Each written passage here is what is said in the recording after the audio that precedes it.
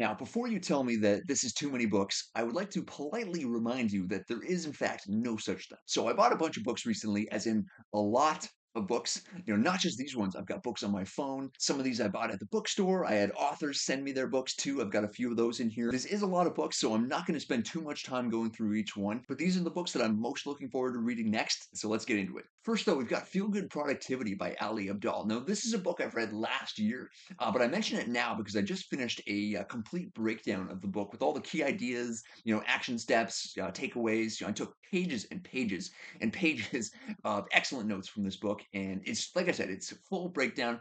You can read it for free. It's on my website. I'll leave a link down in the video description. And I'd also like to thank Danny Lair for sponsoring this video. And his book is called Win Your Next Hour. Everything that I've accomplished, literally everything, has been done hour by hour. We're trapped in the present, so to speak. So we have to give it everything we have right here, right now, wherever we find ourselves. Your very next hour is the only place you can realistically place your attention. And Danny's book is a great way to help you do that. So, highly recommend this one, and it'll be down in the video description as well, right next to the breakdown of Feel Good Productivity. First book I can't wait to read. It's called The Five Types of Wealth by Sahil Bloom. It's his newest one. It just came out, and I've already started reading this one actually. And so it's broken up into five types of wealth, as the title would imply. The first section, like the first type of wealth, is time wealth, and then you've got social wealth, physical wealth, and mental wealth, things like that. But last, like the very last type of wealth, is financial wealth. It's absolutely important. Like everything is like the rest of your life is going to be enabled by financial wealth. Like it's very important, but it's not the only thing that's important. So I'm really enjoying this one so far. I can't recommend it highly enough. And before I forget, this is the eighth book that I finished so far this year. I think it's the 12th of February right now. So I'm rolling right along, and it's called High Performing Mind by Andrew D. Thompson. It's where he breaks down the 12 key traits and characteristics of high performers. And it's a very underrated book with tons of great stories in there to illustrate his points. It's very easily written, like it's simple to read. And, he's got decades of experience. He put it all into this little tiny book that you can read in like a day, which is really one of like the most magical things about books when you think of it. And I'll leave links to every single book on here down in the video description too. Next is a book that sold millions of copies. Like so many people have read this book. I'm not sure, but I think it's like 17 million copies sold. It's got, millions of reviews on Goodreads. It's just, people love this book, but I've never checked it out before. So we've got The Book Thief by Marcus Zuzak. And I don't know a tremendous amount about this book so far. I haven't started this one yet, but apparently it's about a girl who starts stealing books from Nazi book burnings in World War II, which is, and I mean, obviously it's a striking premise with lots of, possibilities. But again, I don't know anything about this book. I'm going in cold. The only thing I know about it is that, it's beloved by millions. So I'm really looking forward to this one. It'll probably be one of my next books. Continuing on here with the World War II theme, and it's not a period of history that I'm super interested in, but this one immediately stood out on the bookstore shelves. It's called Book and Dagger by Elise Graham. It looks super interesting. It's about how scholars and librarians were recruited into the war effort to be used as spies. And it's a true story. It's an area of history that actually looks kind of interesting. And I'm looking forward to learning more about it. And now going completely the opposite way, we've got Kristen Butler's latest book. And this one, Instant Positivity, is a daily reader with 365 ways to get 1% better each and every day. Kristen's been a friend and supporter of me for a long time, and that goes both ways. I really like what she's doing online, and I follow her on Instagram and her other page, The Power of Positivity. And as the name would imply, she's basically carved out the positive and optimistic, uplifting corner of the internet, and it's a really great place to be. This next one is from the author of one of my favorite books about books. It's called A History of Reading by Alberto Manguel, and so this one is called The Library at Night. And again, I don't know a tremendous amount about this book, but again, like he's one of those guys. I see a book that's written by him, and it's just like it goes in the cart. It's not a decision that needs to be made. Like it's already been made for me. I'm gonna buy and read this book, and maybe you can sort of guess what it's about. It's reflections on the library, what they're really for, what they're about, what they stand for, and their importance. Chapter headings are kind of interesting too. So he's got it opens up with the library as myth, the library as order, the library as space, the library as power. And there's about 10 chapters or so, got chance and mind survival, oblivion, imagination. So it looks really, really interesting. And again, I loved History of Reading. Every book I mentioned here is linked down in the video description, but I also have my complete notes from A History of Reading, and I'll put those down there too because it's a really special book. And I've taken notes on every single book that I've ever read, ever since 2014, and it's all on my Patreon, which is down in the description too. But yeah, so I'll leave that. And to get all of my notes, it's like $1. Like for 1,300 books, all my notes from those books, it's $1. But for those individual notes from A History of Reading, that's completely free. It's just a link. It goes to a Google Doc and you can just have it. So it's all down there if you'd like. Now, the next one I'm really looking forward to reading, it's a library book. It's called The Badass Librarians of Timbuktu. And obviously, it's a book that just immediately stands out. And I'll just read the first paragraph on the front flap here because it just gives you a really good idea of what it's about. And it goes, in the 1980s, a young adventurer and collector for a government library, Abdel Kader Haidara, journeyed across the Sahara and along the Niger River, tracking down and salvaging tens of thousands of ancient Islamic and secular manuscripts that were crumbling in the trunks of desert farmers. His goal was to preserve this crucial part of the world's patrimony in a gorgeous library. But then Al Qaeda showed up at the door. And again, this is a true story, it's nonfiction, and this is like a true account of what happened. Anything to do with saving books from destruction. It's like they're some of my favorite books to read. So you've got Fahrenheit 451, just a formative book in my life. I read it in 2015, I believe, and it just literally life changing. It's just phenomenal.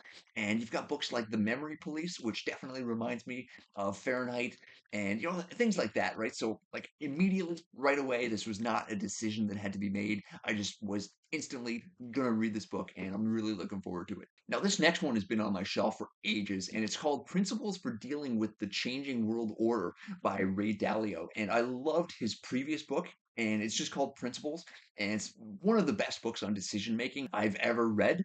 And this one, his follow-up book, is just massive. So it's the result of this huge research project with hundreds of experts hired by Ray, who's the billionaire hedge fund founder of Bridgewater Associates. And he wanted to learn more about historical cycles and geopolitical trends and where the future is going. And like I said, it's just a massive research project. Like literally thousands and thousands of research hours went into this book, and it's just incredibly, insanely comprehensive. I know that I'll have to spend a fair amount of time on this one. It's not a book that I can finish in a couple of days.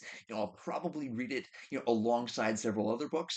But again, it's just, man, it's if Principles, if his first book was any indication, I know that I'm just absolutely gonna love this book.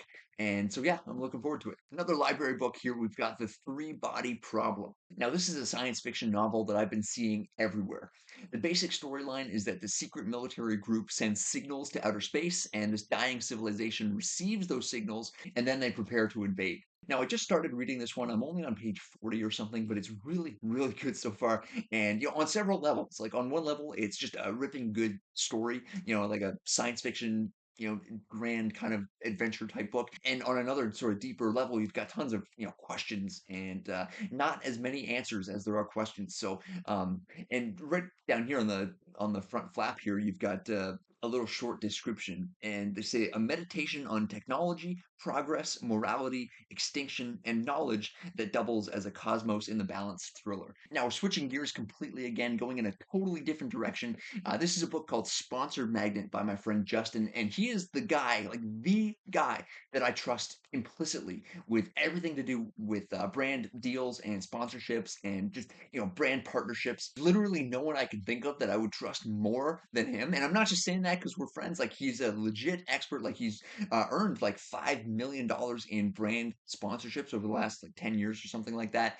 And this book is all about how to attract, price, and then execute basically your dream brand partnerships, which is something that I've been more interested in as I've grown the platform. I just crossed 116,000 on Instagram, and I had 5,000 newsletter subscribers. So like I'm growing all this influence, I guess for lack of a better term, and brands are starting to notice, and advertisers, and navigating that whole world is something that I'm going to need some help with. So I've got Justin here. I like his integrity focused approach as well. So like he's not just like the way he kind of describes it is this sort of long term focus, right? Like he'd much rather make less money like on any individual deal than have him himself become like the person that the brand keeps coming back to for future campaigns, right? So you're giving up a little bit, and not even like giving up, but just kind of, like being cool about some things, like being easy to work with, and maybe like not like, taking every single cent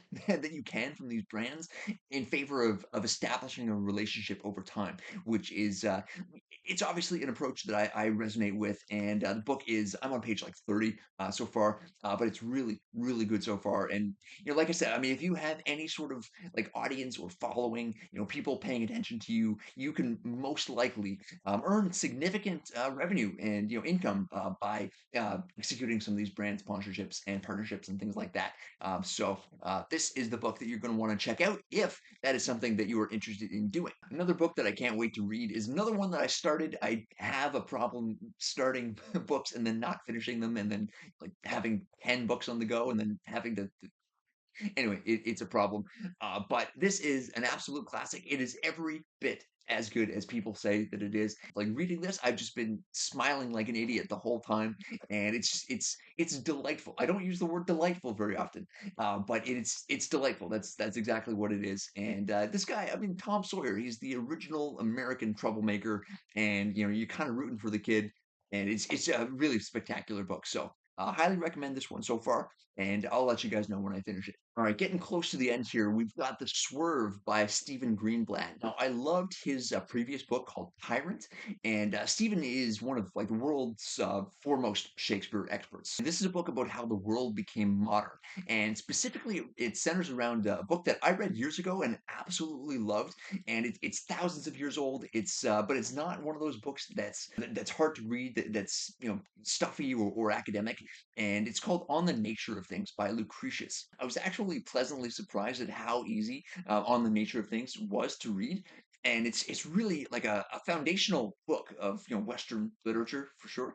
And so the Swerve is about how this classic was kind of rediscovered in this sort of ancient, forgotten monastery, what have you, and it basically set off a chain of events and helped the world modernize. And like it says on the back of the book here, the story of how this astonishing poem would cause the world to swerve in a new direction is at once a supreme work of scholarship, a literary page turner, and a thrilling testament to the power of the written word.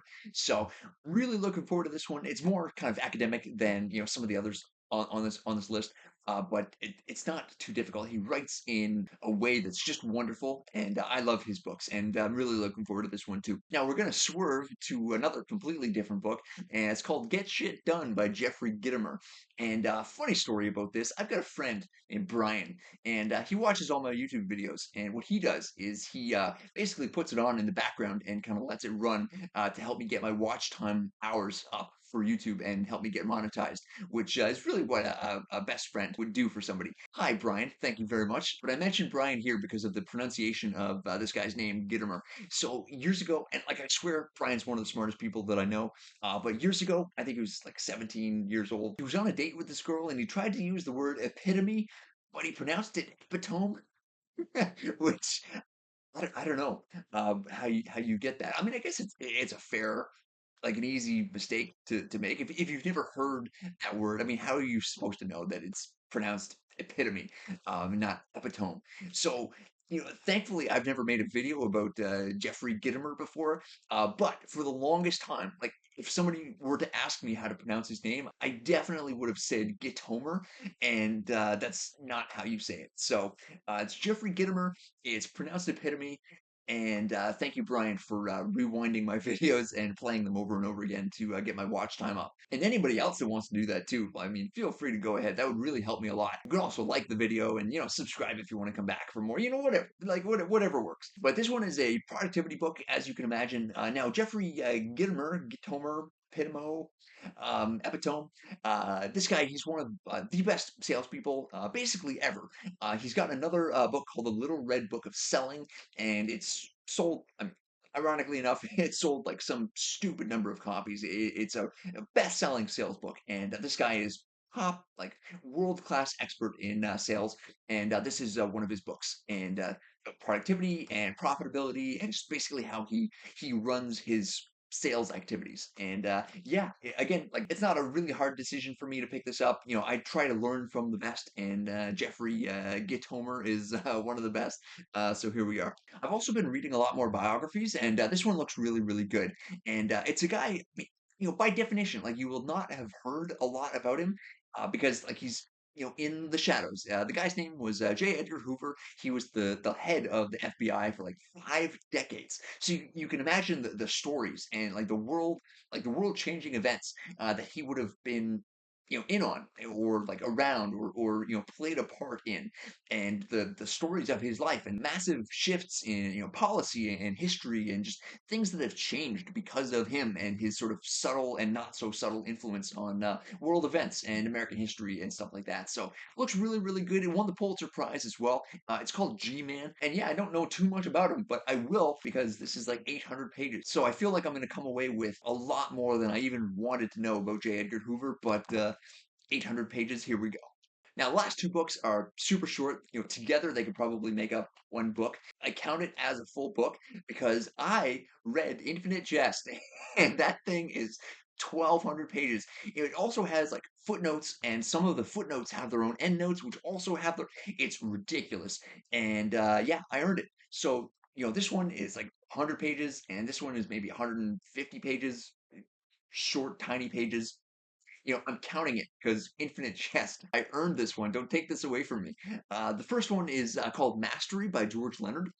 Subtitle here is The Keys to Success and Long-Term Fulfillment. Now, this is a very highly regarded book on achieving mastery in whatever domain that you want to be excellent in.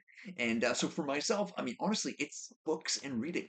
I want to be, I mean, if I'm not already, I want to be a world expert, like a like undisputed world expert in books and literature, and I'm well on my way. Obviously, I've read 1,300 books. I've got fairly large audience, and I'm constantly reviewing my notes and learning, and I'm always seeking mastery basically in what I'm doing. So of course I'm going to gravitate towards something like this.